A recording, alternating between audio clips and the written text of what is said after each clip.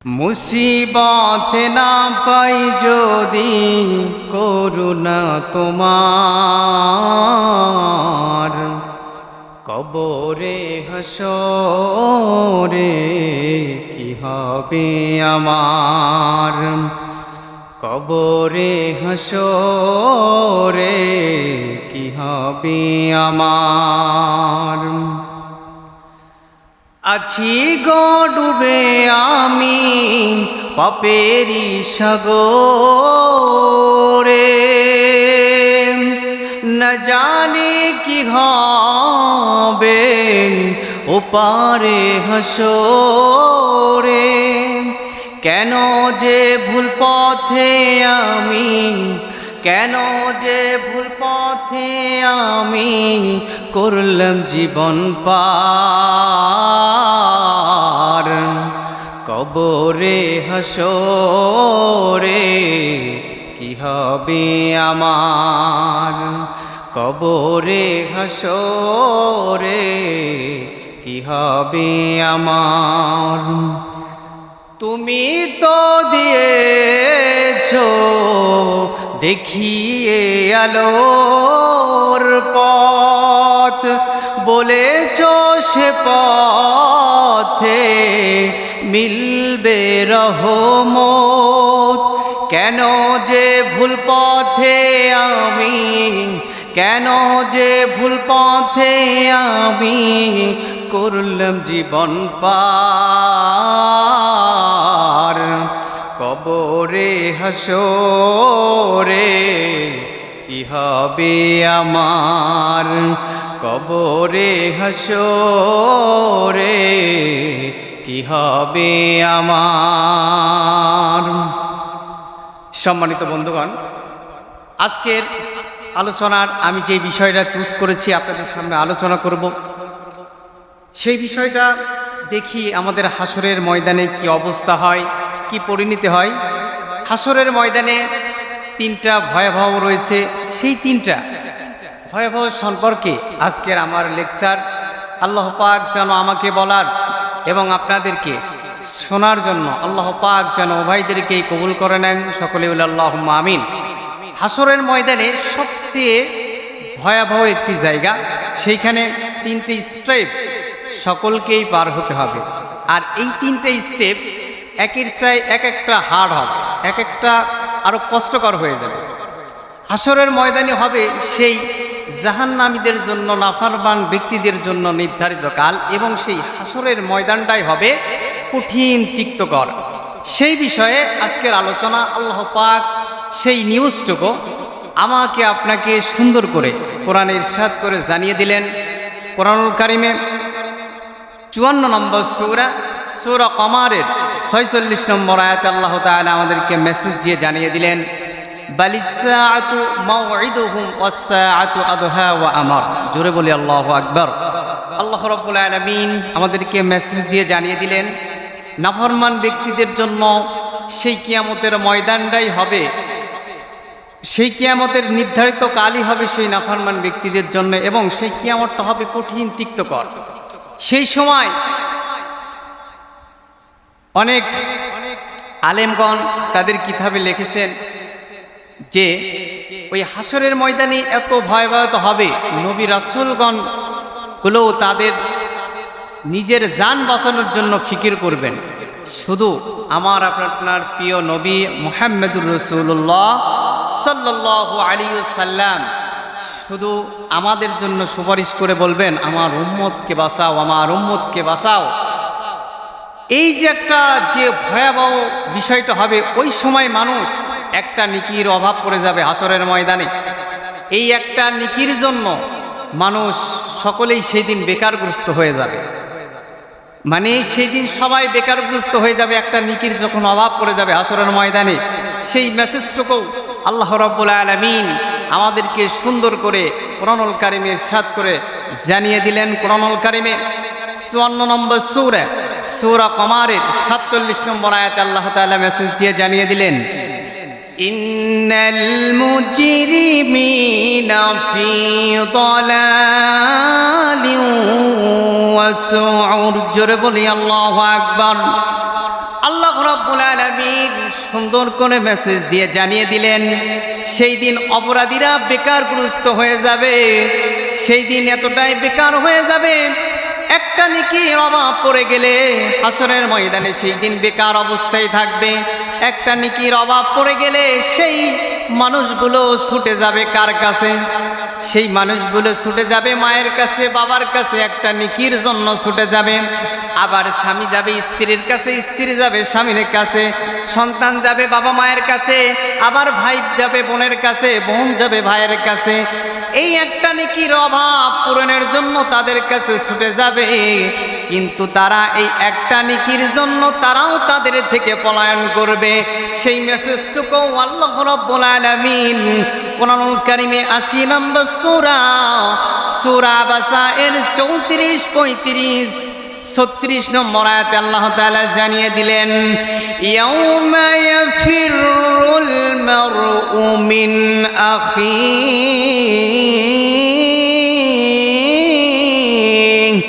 ওয়া উম্মিহি ওয়া আবিহি ওয়া সাহিবাতিহি ওয়া বানিহি লিকুল্লি ইমরিইম মিনহুম ইয়াউমাইযিন শাআনুন ইউগনিহি। জোরে বলি আল্লাহু আকবার।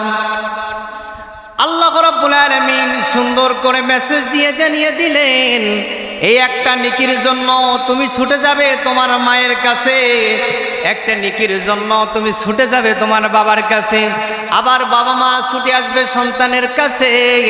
এই একটা নেকির অভাব পূরণের জন্য ছুটে যাবে তোমার পরম আদরের স্ত্রীর কাছে। এই একটা নেকি পূরণের জন্য ছুটে যাবে তোমার ভাই বোনের কাছে। সকলেই তোমার থেকে পলায়ন করবে, কেউ তোমার ডাকে আর সাড়া দিবে না। সম্মানিত বন্ধুগণ, এইখান থেকে আপনাকে শিক্ষা নিতে হবে, এই দুনিয়ায় যাদের জন্য যা কিছু করতেছেন ভুল পথ থেকে যদি করেন, পরকালে কিন্তু আপনার জন্য কেউ আপনার সাথী হবে না। সম্মানিত বন্ধুগণ, আল্লাহ রাব্বুল আলামিন এই হাসরের ময়দানের যে ভয়াবহতা হবে এই সম্পর্কে আল্লাহ রাব্বুল আলামিন কোরআনে কিন্তু আমাদেরকে মেসেজ দিয়ে জানিয়ে দিয়েছেন যে আল্লাহ রাব্বুল আলামিন বলেন যে এই কঠিন কিয়ামতের ময়দানে মানুষ ৩ শ্রেণীতে বিভক্ত হয়ে যাবে। যখন ইদা ওয়াকাতিল ওয়াকিয়া, যখন কিয়ামতটা সুনিশ্চিত হবে, তখন মানুষ ৩ শ্রেণীতে বিভক্ত হয়ে যাবে। কয় শ্রেণীতে? ৩ শ্রেণীতে। সেই বিষয়ে আল্লাহ রাব্বুল আলামিন আমাদেরকে মেসেজ দিয়ে জানিয়ে গিয়েছেন। আল্লাহ রাব্বুল আলামিন কুরআনুল কারীমে ৫৬ নম্বর সূরা ৫৬ নম্বর সূরা ওয়াকিয়া আল্লাহ রাব্বুল আলামিন সুন্দর করে জানিয়ে দিচ্ছেন যে ওয়াকুনতুম আজওয়াজান সালাসা ফাআসহাবুল মাইমানাতি মা আসহাবুল মাইমানা ওয়া আসহাবুল মাশআমাতি মা আসহাবুল মাশআমা। জোরে বলি আল্লাহু আকবার। আল্লাহ রাব্বুল আলামিন বলেন, যখন কিয়ামত সুনিশ্চিত হবে তখন ৩ শ্রেণীতে বিভক্ত হয়ে যাবে। কয় শ্রেণী? ৩ শ্রেণীতে বিভক্ত হয়ে যাবে। সেই ৩ শ্রেণী সম্পর্কে আজকে আমি আপনাদের লেকচারটা অতি সংক্ষিপ্তে দেওয়ার চেষ্টা করব। আল্লাহ পাক যেন আমাকে বলার তৌফিক দান করে দেন, সকলে বলি আল্লাহুম্মা আমিন। সম্মানিত বন্ধুগণ, ৩ শ্রেণী হাসরের ময়দানে খুব ভয়াবহ অবস্থা হবে এবং ৩ শ্রেণীতে বিভক্ত হয়ে যাবে। সেই ৩ শ্রেণী সম্পর্কে আমি আপনাদেরকে একটু বলে দিয়ে যাই। নাম্বার 1, ১ নাম্বার হলো হাসরের ময়দানে প্রথম নাম্বার সবচেয়ে ভয়াবহ যে কঠিন হার্ড যে বিষয়টা হবে সেইটা হচ্ছে ১ নাম্বার হচ্ছে আমলনামা হাতে নেওয়ার সময়। কি ভাই? আমলনামা হাতে নেওয়ার সময়। এই বিষয়টা আমলনামা হাতে নেওয়ার সময় বান্দা এতটা চিন্তিত হয়ে থাকবে যে আমার আমলনামা বাম হাতে আসে না ডান হাতে আসে। এই বিষয়টা তারা এত চিন্তিত হয়ে থাকবে। কেননা আপনি মনে রাখেন, আপনার ডান কাঁধে একজন ফেরেশতা নিযুক্ত আছে, আপনার বাম কাঁধে একজন ফেরেশতা নিযুক্ত আছে। আপনার ডান কাঁধে যে ফেরেশতা নিযুক্ত রয়েছে সে প্রতিটা সময় আপনার ভালো কাজ, আপনার সওয়াবের যে সমস্ত মন্দ কাজগুলো রয়েছে সেইটা লিপিবদ্ধ করতেছে। আপনার বাম কাঁধে যে ফেরেশতারা রয়েছে সেইটা আপনার মন্দ কাজ এই যে বাংলার জমিনে আপনি যত বড় অন্যায় মিথ্যা কথা থেকে শুরু করে যত বড় হারাম ভক্ষণ করছেন, মনে করতেছেন দুনিয়ার কেউ দেখে না, দুনিয়ার কেউ দেখে না, কিন্তু মহান আরশের রব তিনি কিন্তু দেখেন। এই যে আপনার বাম কাঁধে একজন ফেরেশতা আল্লাহ নিযুক্ত করে দিয়েছেন, আপনি দুনিয়া থাকাকালীন যা কিছু করছেন সব কিছুর হিসাব এই যে লেখে লেখে রাখতেছে। তার লেখা থেকে ডান কাদের আর বাম কাদের ফেরেশতার লেখা থেকে এক চুল পরিমাণ কম বেশ হবে না, এবং মানে পরিমাণ যদি আপনি ভালো কাজ করেন তাও লেখা হয়ে যাচ্ছে, পরিমাণ যদি খারাপ কাজ করেন সেটাও লেখা হয়ে যাচ্ছে। আল্লাহ রাব্বুল আলামিন সেই মেসেজটুকু আমাকে আপনাকে জানিয়ে দিলেন কোরআনুল কারীমে 99 নম্বর সূরা জিলজালের 7 এবং 8 নম্বর আয়াতে আল্লাহ তাআলা মেসেজ দিয়ে আমাকে আপনাকে জানিয়ে দিলেন, فمن يعمل مثقال ذرة خيرا يره ومن يعمل مثقال ذرة شرا يره جربون الله أكبر। আল্লাহ রাব্বুল আলামিন সুন্দর করে মেসেজ দিয়ে আমাকে আপনাকে স্মরণ করিয়ে দিলেন, বান্দা পৃথিবীতে তোমার দুই কাজে দুই ফেরেশতা নিযুক্ত রয়েছে। তোমার ডান কাদের ফেরেশতা সব সময় তোমার মন ভালো আমলগুলো, ভালো কাজগুলো, সওয়াবের কাজগুলো লিপিবদ্ধ করতেছে। পরিমাণ যদি বাংলার জমিনে থেকে যতদিন তোমার হায়াত রয়েছে পরিমাণ যদি ভালো কাজ করো তার লেখা থেকে বাদ পড়বে না। বাম কাঁধে যে ফেরেশতা রয়েছে পরিমাণ যদি খারাপ কাজ করেন, মন্দ কাজ করেন তাও তার হাত থেকে লেখা বাদ পড়বে না। সম্মানিত বন্ধুগণ, এই যে লেখাগুলো নিয়ে যখন আমলনামা তারা পেশ করবে আপনার কাছে, এই যে আমলনামা ডান হাতে আসে না বাম হাতে আসে এই চিন্তায় আপনি বিভোর হয়ে থাকবেন। থাকার পর এই আমলনামা দুই ফেরেশতা যখন আপনার পেশ করবে, আপনার ডান কাদের ফেরেশতা যখন আমলনামা পেশ করবে, পেশ করার পর ওইখানে লেখা থাকবে, আপনি যখন ডান হাতে আমলনামা পাবেন লেখা থাকবে আপনাকে চিরদিনের জন্য জাহান্নামে যেতে হবে না, এইটা লেখা থাকবে। আর যখন বাম কাদের ফেরেশতা আপনার লিপিবদ্ধ সেই আমলনামাটা পেশ করবে, পেশ করার পরে ওইখানে লেখা থাকবে যে আপনার চিরস্থায়ী জাহান্নামের বিষয়টা তুলে ধরা হবে। সম্মানিত বন্ধুগণ, এই বিষয়টা আপনাকে মনে রাখতে হবে। আপনাকে যখন আমলনামা হাতে দেওয়া হবে, আপনি সর্বপ্রথম আগে ডান হাতটা বাড়াবেন আমলনামা নেওয়ার জন্য। কেউ কি বাম হাত দিতে যাবে? তখন কখনোই যাবে না। আপনি ডান হাতটা বাড়াবেন আমলনামা নেওয়ার জন্য, কিন্তু আপনি ডান হাতটা বাড়ানোর সাথে সাথেই আপনার ডান হাতটা ঘাড় মোড়া করে আপনার ডান হাতটা পেটায় এই ঘাড়ের সাথে আপনাকে মোড়ায় পেঁচাই দিবে। আপনাকে ডান হাতে আমলনামা দেওয়া হবে না, আপনার বাম হাতে আমলনামা দেওয়া হবে। বাম হাতে আমলনামা দেওয়ার পর বাম হাতটা ঠিক এইভাবে আপনার বুকটা ছিদ্র করবে, ছিদ্র করে এই পিঠ থেকে আপনার পিছনে বের করে দিবে। হাতটা বের করে দেওয়ার পর আপনার মুখ থাকলো কোথায়? সামনে। আর আপনার হাত থাকলো কোথায়? পিছনে। এখন আপনি দেখবেন কিভাবে, তখন আপনার মুখটাও ঘুরাইয়ে দিবে, মুস্কায় ঘুরায় পিছন পালি দিয়ে বলবে তোমার আমলনামা তুমি পড়ো। সম্মানিত বন্ধুগণ, ওই কঠিন সময় সকল মানুষ ভুলে যাবে যে আমার আমলনামা ডান হাতে আসে না বাম হাতে আসে। এই মুসিবতের সময় সেই দিন আল্লাহ ছাড়া আর কেউ আপনার পাশে থাকবে না। এটা হাসরের ময়দানে প্রথম ভয়াবহ, এটা হাসরের ময়দানে প্রথম স্টেপ। আপনার আমলনামা বাম হাতে আসে না ডান হাতে আসে, এই চিন্তায় আপনি প্রতিটা মুহূর্ত বিভোর হয়ে থাকবেন। আপনি একটাবার চিন্তা করেছেন এই যে দুনিয়াতে যত নানান কুকর্ম, অন্যায়, অশ্লীল, হারাম, এক কথায় ক্ষমতা পেয়ে ক্ষমতার অপব্যবহার করে যাচ্ছেন, আপনি কি দেখছেন এই সমস্ত অপকর্মর জন্য আপনার আমলনামাটা ভরপুর হয়ে যাচ্ছে? কিসের জন্য? সেই সময় তো আপনি ভাববেন ডান হাত বাড়াবেন, কিন্তু আপনাকে ডান হাতে আমলনামা দেওয়া হবে না। পাপীদের জন্য বাম হাতে আমলনামা পেশ করা হবে। তখন আপনার এই শাস্তিগুলো আপনাকে নির্ধারিত নিতেই হবে, এটা থেকে রক্ষা পাওয়ার কোনো সুযোগ নাই। সম্মানিত বন্ধুগণ, প্রথম নাম্বার ভয়াবহ স্টেপ যেটা চলে গেল, প্রথম নাম্বার হলো যে হাসরের ময়দানে আমলনামা ডান হাতে আসে না বাম হাতে আসে, এটা মানুষ চিন্তায় বিভোর হয়ে আত্মীয় স্বজন পিতা মাতা সন্তান সবাইকে ভুলে যাবে। 2 নাম্বার স্টেপ হলো, 2 নাম্বার ভয়াবহ শাস্তি হলো কিয়ামতের ময়দানে যে আমলনামা ডান হাতে না আসে না বাম হাতে আসে, এটা প্রথম। দ্বিতীয় হচ্ছে এই আমলনামা মিজানের পাল্লায় ওজন করার সময় 2 নাম্বার স্টেপই হলো এটা, আপনার আমলনামা যখন ওজন করা হবে আপনার গুনার পাল্লা ভারী হবে না সওয়াব ভালো কাজের পাল্লা ভারী হবে।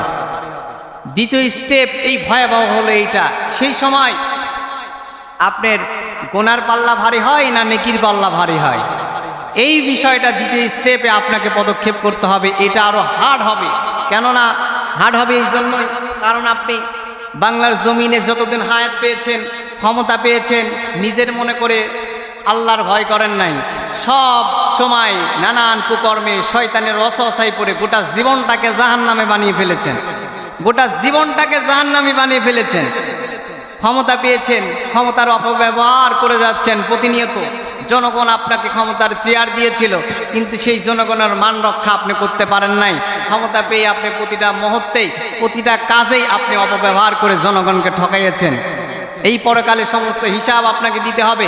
এই যে এই অপকর্মগুলো করার কারণে এই যে আপনার নেকি গুনার পাল্লা যে ভারী হতে হতে হতে হতে হাসরের ময়দানে দ্বিতীয় স্টেপ যেটা আপনাকে পদক্ষেপ করতে হবে, যেটা আপনাকে পার করতে হবে, সেটা হলো যে আপনার যদি গুনার পাল্লার চাইতে যদি সওয়াবের পাল্লা ভারী হয়, নেকির পাল্লা ভারী হয়, তাহলে আল্লাহ পাক আপনাকে জান্নাত দান করবেন।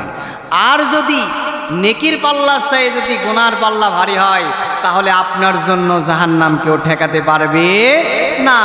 সেই বিষয়ে আল্লাহ রাব্বুল আলামিন আমাকে আপনাকে মেসেজ দিয়ে সুন্দর করে জানিয়ে দিলেন।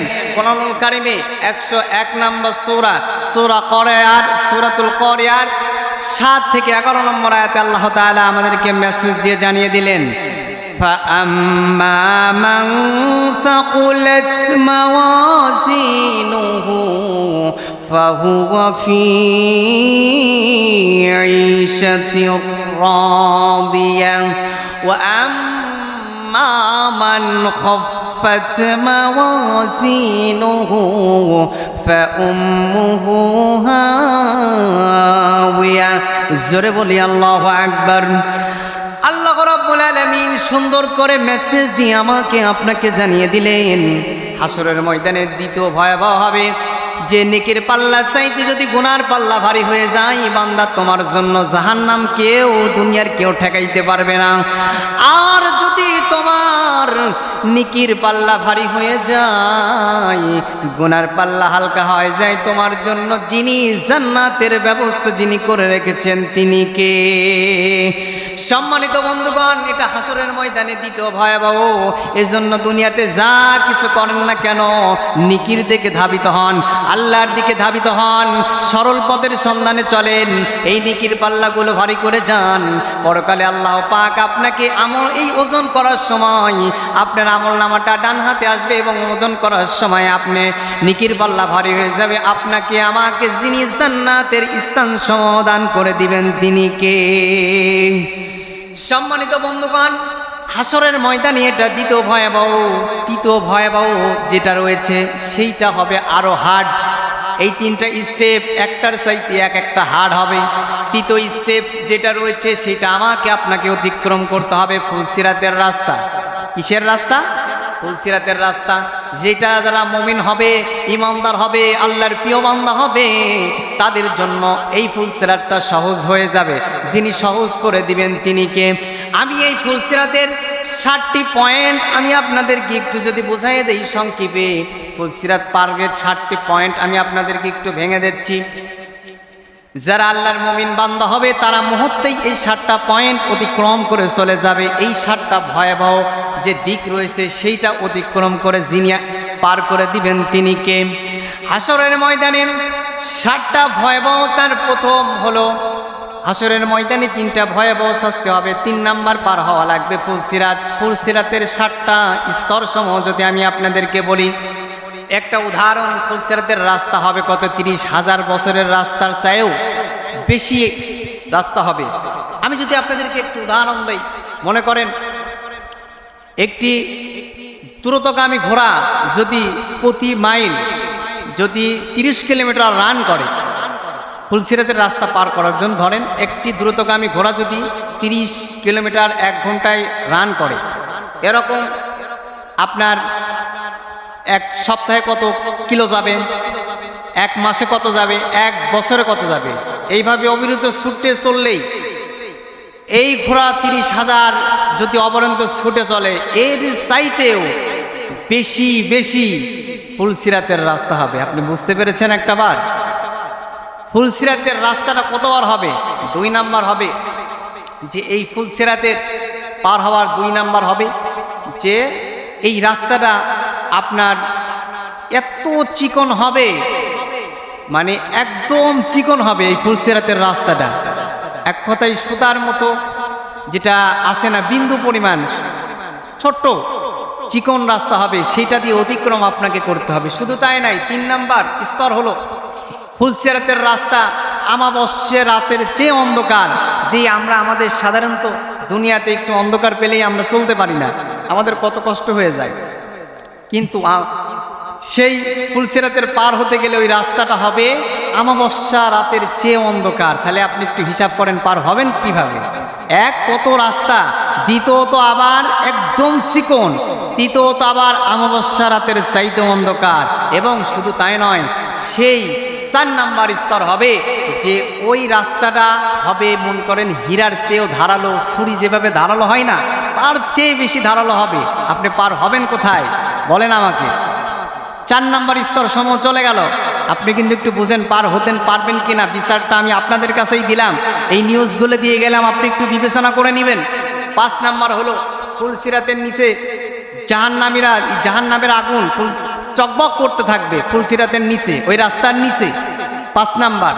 6 নাম্বার হলো যে অধিক মানুষ ফুলসিরাতের পারে জমা হয়ে থাকবে, তারা পার হতে চাইবে না, সবাই জমা হয়ে থাকবে। এত হাট, এত রাস্তা, এত অন্ধকার, এত ধারালো, এত মাইল, কিভাবে আমরা পার হব? সবাই এসে ফুলসিরাতের ওইখানে পার হয়ে জমা হয়ে থাকবে, কিন্তু কেউ সাহস পাবে না। এটা 6 নাম্বার স্তর সম, বুঝেন কিন্তু আমার কথা।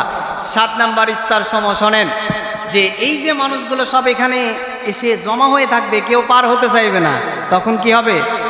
তখন 7 নাম্বার স্তর সম ওই জাহান্নামের রক্ষিকগুলা যারা রয়েছে, তারা এই পা যেখানে এসে জমা হয়েছে ওই সমস্ত মানুষদেরকে আগুনের চাবুক দিয়ে তাদেরকে আঘাত করতে থাকবে, যে এটা দ্রুত পার হও, দ্রুত পার হও।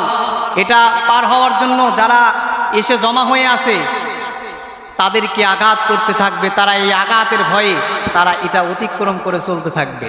অতিক্রম করতে গিয়েই সব ফুলসিরাতের নিচে যে জাহান্নামের আগুন টকবক করতেছে, সেইখানে সকলেই পড়ে যাবে। কেন পড়ে যাবে? এই যে দুনিয়া থাকতে আমি আর আপনি এই বিষয়টা ভাবি নাই, নেক আমলের পথে চলি নাই, আল্লাহর পথে চলি নাই, বিধায় আজকে আমার জন্য ফুলসিরাতের রাস্তাটা কত মাইল হয়ে গেছে, কত হার্ড হয়ে গেছে, সেটা আমি আর আপনি চাইলেও পার পাইতে পারবো না। সম্মানিত বন্ধুগণ, এখান থেকে আপনাকে বুঝতে হবে এই হাসরের ময়দানের ভয়াবহতা। হাসরের ময়দানে এই 3টে স্টেপ পার হতে গেলে আমাকে আপনাকে দুনিয়া থেকে সেই জিনিসগুলো অর্জন করে নিয়ে যেতে হবে। আপনি যদি দুনিয়াতে আল্লাহর দেখানো পথে চলেন, guide us to the straight পথ, এই পথটা যদি অনুধাবন করে, অনুসরণ করে যদি চলেন, যে আমাকে পরকালে একজন আল্লাহর কাছে আমাকে দাঁড়াতে হবে, আমি দুনিয়াতে কি করছি, এই বিষয়গুলো নিয়ে যদি আপনি ভাবেন, এবং যদি ভাবেন আমার আমল নামা যদি ডান হাতে না আসে, সেই দিন আমি বেকারগ্রস্ত হয়ে যাব, সেই দিন একটা আমল নামা, একটা নেকির জন্য আমি আমার আত্মীয় স্বজন, আমার বাবা মা ভাই বোন আত্মীয় স্বজন সবার কাছে গেলে সবাই আমার থেকে পলায়ন করবে। এই বিষয়গুলো যখন আপনি আপনার মনে জায়গা করে নিতে পারবেন, এই বিষয়গুলো নিয়ে তখন দুনিয়া থেকে যদি আমল করে যান এবং সেই আল্লাহর পথে ধাবিত হয়ে যান, সেই দিন আল্লাহ পাক আমাকে আপনাকে এই 3টে স্টেপ থেকে পার করে দিবেন। কিন্তু সেই মুসিবতের দিনেই যে আমি শুরুতে একটা গজল বলেছিলাম, যে ওই সময় আল্লাহ ছাড়া কিন্তু কেউ পাওয়া যাবে না। কবরে হাসরে আমার সেদিন কি হবে? মুসিবতে যদি আমরা আল্লাহকে না পাই, মুসিবতে আল্লাহ অবশ্যই আমাদের থাকবেন, যদি আমরা আল্লাহর সেই দেখানো পথে যদি আমরা ধাবিত হয়ে চলতে পারি। আল্লাহ পাক আমাদেরকে যেন সেই হাসরের ময়দানের ভয়াবহতা অতিক্রম করে আল্লাহ রাব্বুল আলামিনের দেখানো এবং সুখময় সেই জান্নাতের অধিবাসী আমরা হতে পারি। আল্লাহ পাক আমাদের সকলকেই যেন কবুল করে দেন। সকলেই বলি আল্লাহুম্মা আমিন।